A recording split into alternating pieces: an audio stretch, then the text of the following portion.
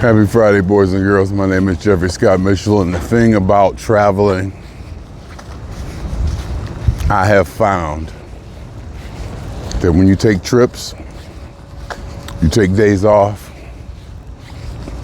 you travel, like the day trip, like the 4,000 mile day trip, overnight trip I took on Tuesday, even though I took the day off and it was recreational, I still was expending energy, and more importantly, I disrupted my sleep cycle, my sleep pattern. So there's gonna be some sleep and rest that my body feels it's gonna need to catch up on. A lot of times, adrenaline keeps me going after I get back from a trip, because I'm still flying high off of it. So when I get back, I'm still excited, still running on because of the theme of the project, to get the project completed, the mission. So even when I get back and unpack, and I'm home, and I can sleep one night, I feel like I'm still behind. And sometimes it takes days before it catches up. Because like on this trip, Tuesday, sure I had a day off, but I really didn't, because I'm making it up on Saturday.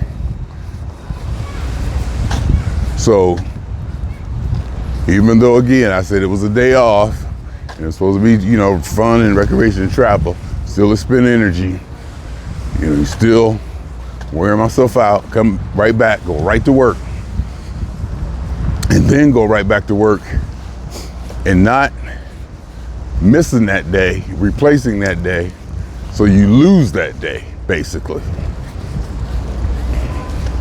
So next week, I'll work 5 days straight with only like one day off, Sunday. And it's almost no way I can replenish in one day, no matter what I do. Saturday night, I get off Saturday. Well, I get off Saturday at 7 p.m. I don't have to be back at work till Monday at noon. I really need 2 days. My body's used to 2 days in a row. But Sunday, I probably won't leave the apartment. Saturday night, I probably won't leave my apartment until Monday. And that means I probably won't even get steps and not even care. So like by next Thursday or Friday, I might be like really tired. Because right now, I'm feeling a little bit fatigued. And I slept kind of hard, uncharacteristically hard last night. I was like, whoa, what was I doing? Maybe uncharacteristically might not have been the right word. Maybe unusually hard. I could tell I was tired. I could tell when I woke up. So I'm thinking, what's it gonna be like next Thursday? After one day off and working for 4 straight days. Next Friday, it'll be adrenaline. I don't care, probably pretty much no matter what state I'm in, Friday is Friday. 2 days off, I'll get through it. I'll get through it knowing in 8 hours, I'll have 2 days off. But next Thursday, next Wednesday, we'll see. Maybe even Monday or Tuesday.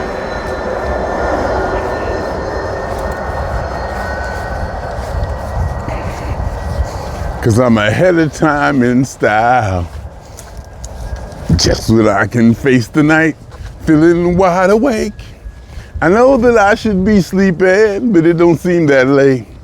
I sneak around behind time's back, and much to my surprise, I'm feeling tired. I not only catches up with time, I'm ahead of time in style. Time to throw down. Oh my God. I love that damn song. I love that damn song. And she played that. I heard it. You can hear it in the mix. Damn.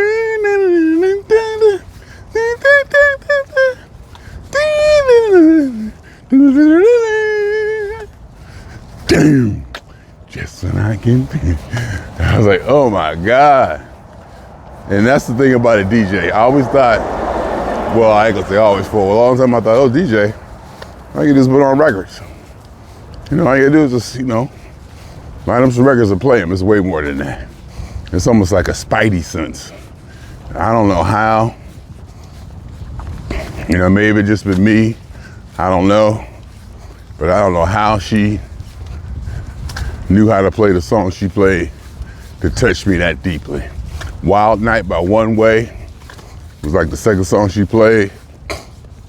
That's one of my underground favorites. Silly Millimeter just turned me completely out. And it was just Standing on the Top by the Temptations, one of my all-time favorites. Just a bunch of just good music. Not just good music. She played Humpin', you know, by the Gap Band. Songs that, you know, I listened to and grew up with, and the good ones, not just the commercially ones, not the hit ones, but the, you know, the good ones. They were like on the records, on the B-sides, whatever you say. But anyway, it was just good. It was just good hanging out, seeing the band, the music. And I was watching the video I shot yesterday. I was watching the video I shot of the show. I'm still concerned, upset, or miffed by the fact I didn't know it was a show in Houston. There's something to that. The fact that I did not know they was having a show the next day in Houston, there's something to that. There's a reason. But I forgot where I was going. I was gonna say something.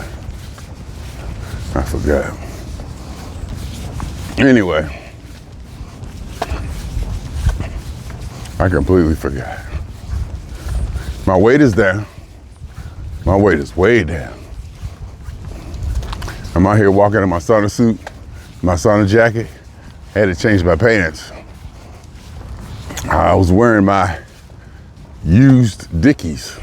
I bought 5 pair of used pants off eBay years ago. They were Dickies, you know, they're good work pants, you know. About 5 pair for like $25 or something like that. Still got them. Used. I was wearing those and sweating so much that the top of them was crunchy now. And this shirt that I'm wearing under this sweatsuit is kind of crunchy. And you can see all the sweat on this jacket. I probably need to throw in the washer. No probably about it. Probably my sneakers too.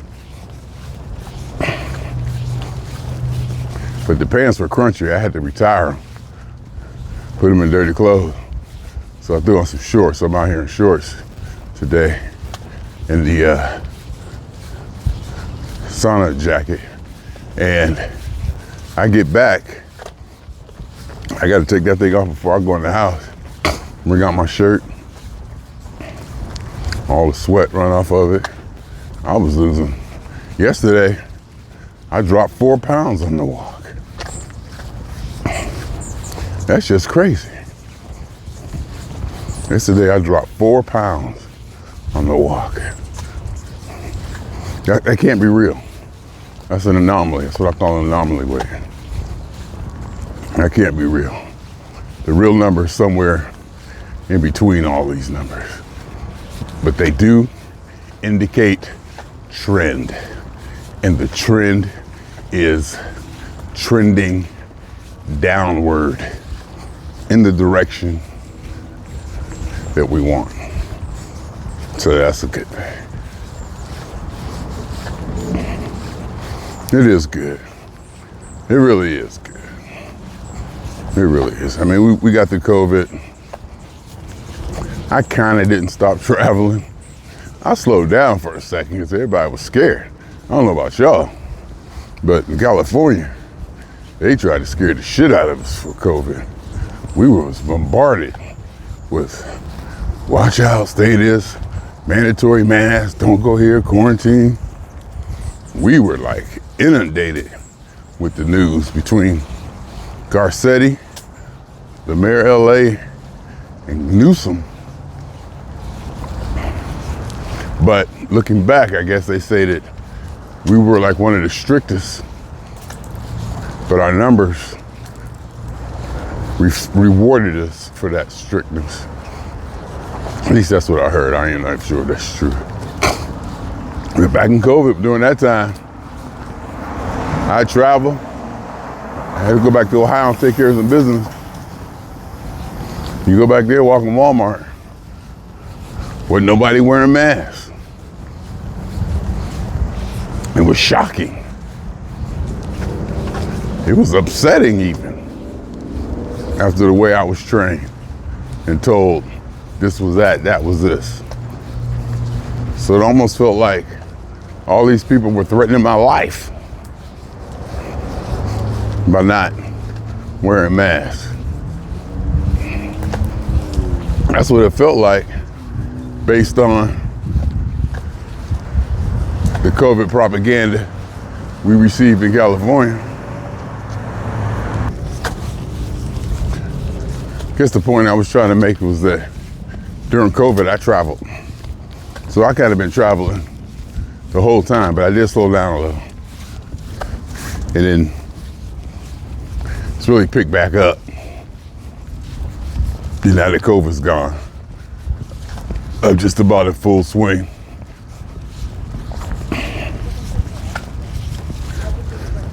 Flying around the country, doing this, doing that. Flying back to see granddaughter every 2 months or so. Concerts and stuff. So that's that. And being able to go from one end of the country to the other, like catching a bus across town, and how I can use the public systems to get around. I was thinking I've gotten really used to living close to a major international airport. And it's worked out that Spirit Airlines has good routes from Los Angeles and back to Cleveland, in fact. Good prices, good routes. And I live in a place where I can catch public transportation the whole way from my house to the airport and back.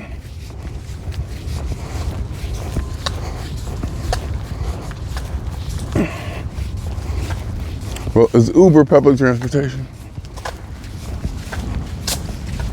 And when I say, and when I include Uber as public transportation, I mean economically practical Uber ride. $10, $12 to get from my house to the flyaway station. For when I fly and be away for an amount of time, that makes it cheaper to get an Uber back and forth instead of parking my car there at $4 or $5 a day. So, and then right from work, I used to be able to go right from work, jump on the red line, and then catch the flyaway down to Union Station.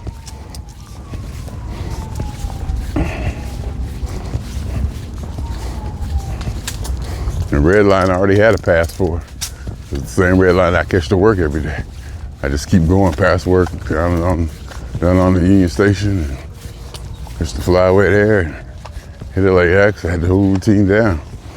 Went out, fly back.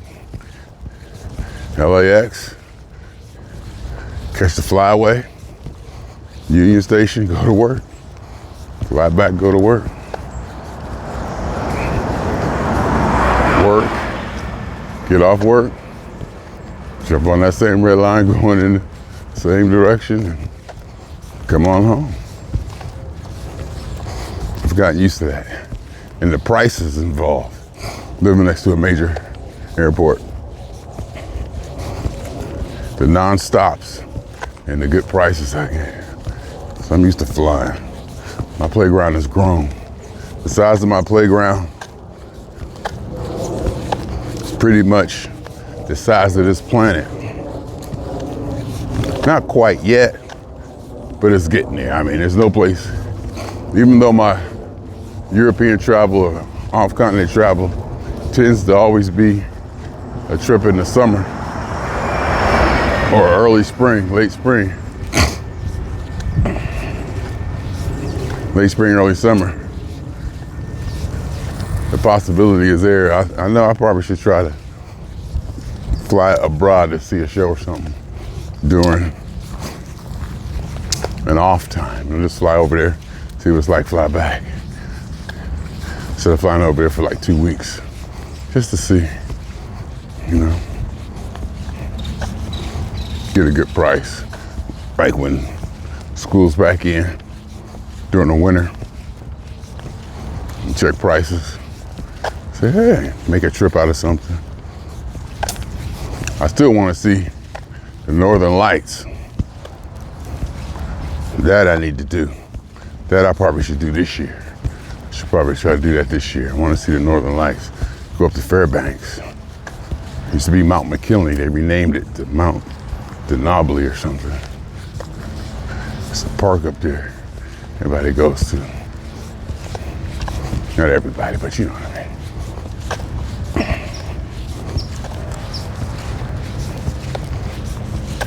So I'll go up there and stay a few days in Alaska or wherever. It's gonna be cold. I wanna see the Northern Lights. Or maybe fly to Iceland from what I'm hearing now. All this talk about Iceland being a travel destination. Blah, blah, blah, blah, blah, blah.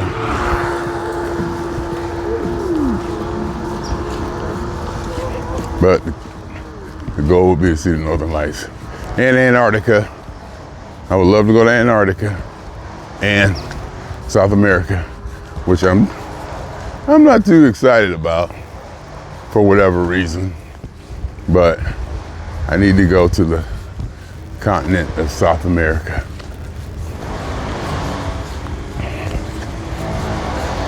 I think that and Antarctica is the only two I haven't been to, I believe. After I realized the North Pole is not a continent. And Europe and Asia, I've been to both of those. Eurasia is a continent. And the question is, how is Europe a continent? Europe ain't no continent. Europe is a peninsula at best.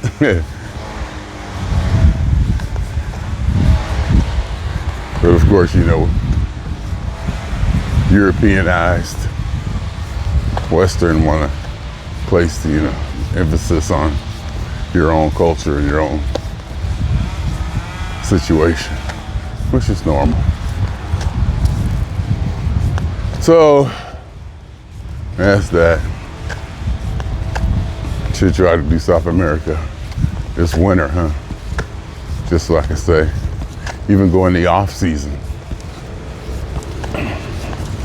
Just so I can say, hey, I've been to Peru, or I want to go see Easter Island and all that. In Peru, they talk about in Chile down there, the dark area, like the darkest area on the planet for star watching, and the observatory down there.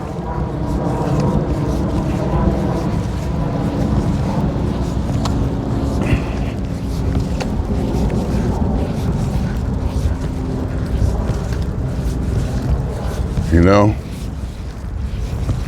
It's funny how you get out here, people be out, and it seems like no matter what, no matter how it goes, it seems like we always end up in the same place. People could be walking. It could be, it probably could be 3 people on the planet, and they go out walking, and they'll end up running into each other somehow. There's something to that. I don't know how we humans do it, but we seem to always find a way to bunch up in the same place. My name is Jeffery. Am I done? Happy Friday. Even though I work tomorrow, ain't my Friday. I had my Friday Tuesday. And boy, was it indeed, yeah. It is, it really is, y'all. Y'all watch me out here doing it. Y'all see what I be doing, how I be doing it. I'm showing you, clearly showing you how I do it, what I do, what you gotta go through. You know, I try to show the things that you really don't have to worry about. The boogeyman things that you think maybe out there is not. It's a matter about grabbing a bag, jumping on the plane and going. And in saying that, it definitely becomes a thing.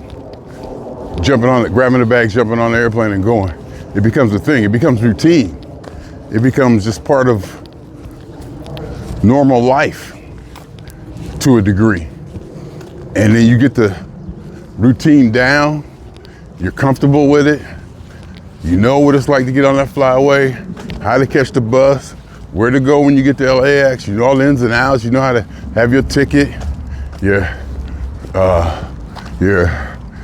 TSA pre-approved, how to get the seat, where to get the seat, where to get your smoothie, where to go to the bathroom, where your gate's at, all that. And then you begin to learn how to navigate that, and then you learn how to navigate how it is in different places.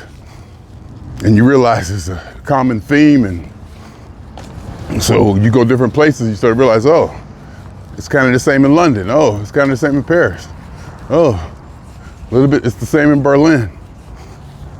The language and the signage may be different, but it's kind of the same process, transportation systems idea thingy. So, I mean, one of the coolest things I've always said, jumping on an airplane, grabbing a rental car. Next thing you know, you're 80 miles an hour, flying down somebody else's freeway, like it's yours. Boom, boom, boom, you got the routine down. And there's a comfort in that, and it makes it easier. It makes the whole process a lot easier from beginning to end. And beginning means when you first make them damn reservations.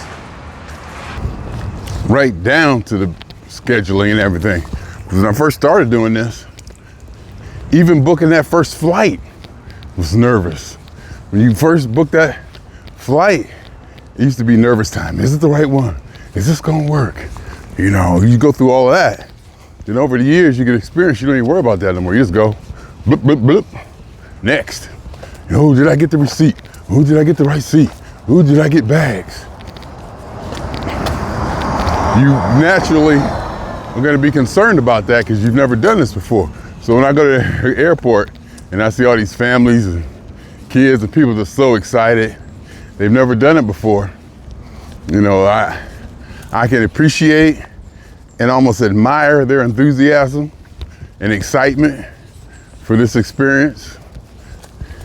And I probably can remember when I was doing it my first time. And I do remember, you know, the early days when I was walking around, bumping into people not knowing, not for sure where to go, am I in the right place, and all of that. Now it's just like getting up, going to the bathroom. LAX is just like my backyard. And that takes a lot of pressure off traveling. Makes it a lot easier. When you just up, No apprehension. You're not worried about flying. You're not worried about this. You're not worried about anything. I mean, not anything, because you do worry. There's a level of concern and nervousness I have on every trip, and I may even induce that or even pump it up to make me a little bit nervous and leery, so that I double check and recheck.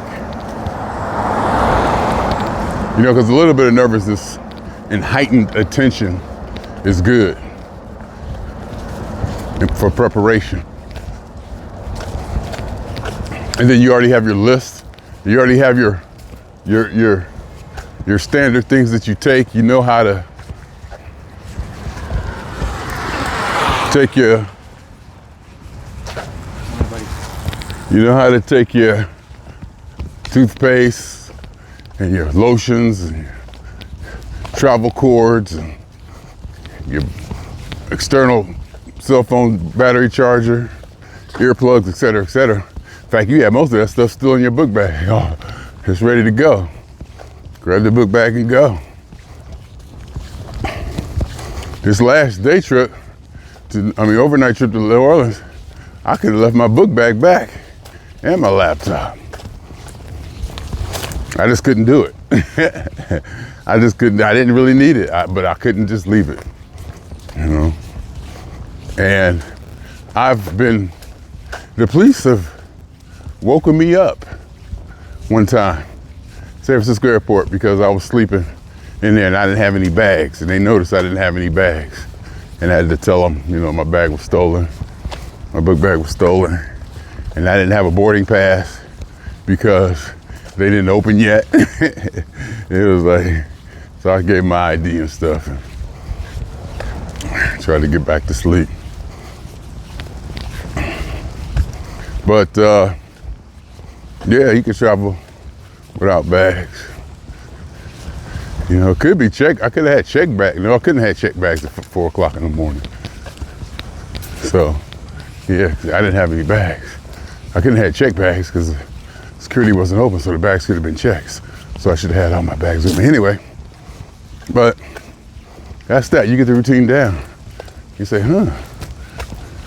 I've done this so many times, and I realized I don't need this. Packing is one of them. All them damn clothes. Coming back, the trip, I ain't wore less than half of the clothes I took. Started realizing, yay, man, you wear the same clothes every day. Make that a thing. So I figured out with Spirit regulations how to get everything into my book bag. Of course, I don't take Mr. Scale with me because those are short-term trips. Longer-term trips, I'll take a carry-on and take Mr. Scale with me. And I have to take carry-on and, what's I going to say? My work laptop. So here we go again. 3 in a row. See that? Boom, boom, boom. 3 people coming together. I don't know how that always happens. It's just like amazing. 3 people be walking, we all come together in the same spot somehow. Too many times. But anyway, so that's about travel. But then you get back and then you get the routine and all right, gotta go to work. The work routine. Oh, my work has stepped up too. My performance of work has stepped up. I'm getting my mojo back to where I'm noticing that the day I feel better and the day goes better and my performance seems to be more clean when I'm looking to grab the next call. What's the next one? Instead of just, I hope the phone don't ring. Oh, is there calls in the queue? Oh, if I'm checking the queue to see what's next or how much work we got, that doesn't feel as good as if I'm just diddling next. Just going after it. And it felt good to have that. It felt good to feel that. I'm noticing that the last few days. And it's bringing up my whole attention and demeanor towards work. It could be, you know, after the big European trip I was planning that had me distracted.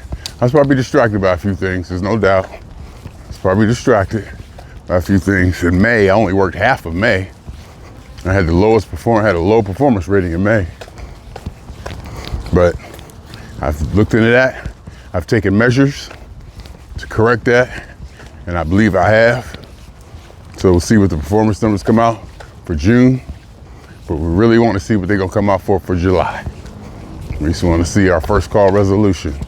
I found out a little trick, and I told them, because certain people was getting first call high, their 80% first call resolution. That means as soon as you get the call, you handle the ticket and close it without escalating or this or that within 8 hours. And they put a heavy emphasis on that, like 30% of our performance score is based on that.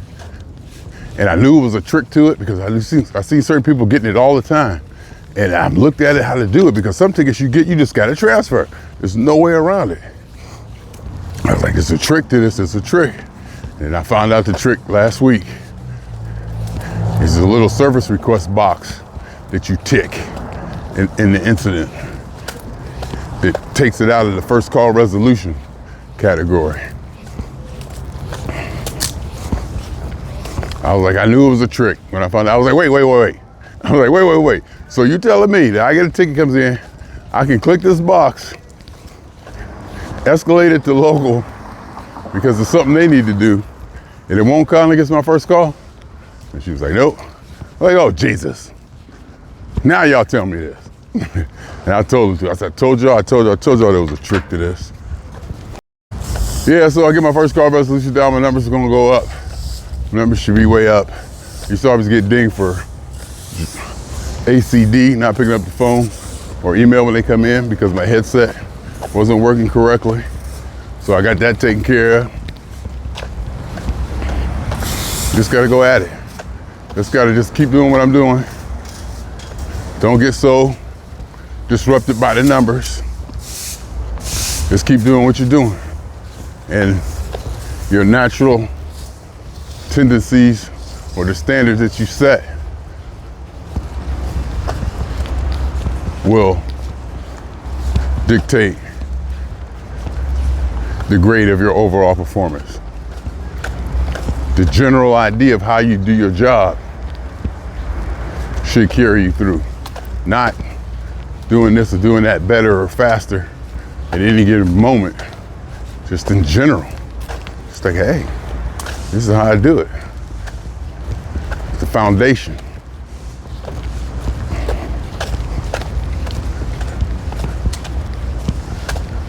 And I was out here too wondering, I'm out here walking all the damn time. And I'll be walking for the rest of my life like this. And maybe as humans, we have evolved to the point that our lifestyles, that we have to get out and do extra exercise. Our lifestyles have evolved to the point where we have to get out and get extra exercise to be healthy. And if you don't, you may not be healthy.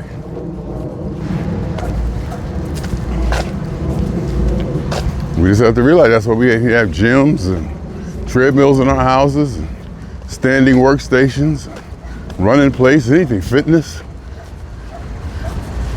We need to get exercising. I don't know if that's good or bad, or well, there is no good or bad, but subjectively, not sure how I feel about that, or how will that affect us in the long run as a species.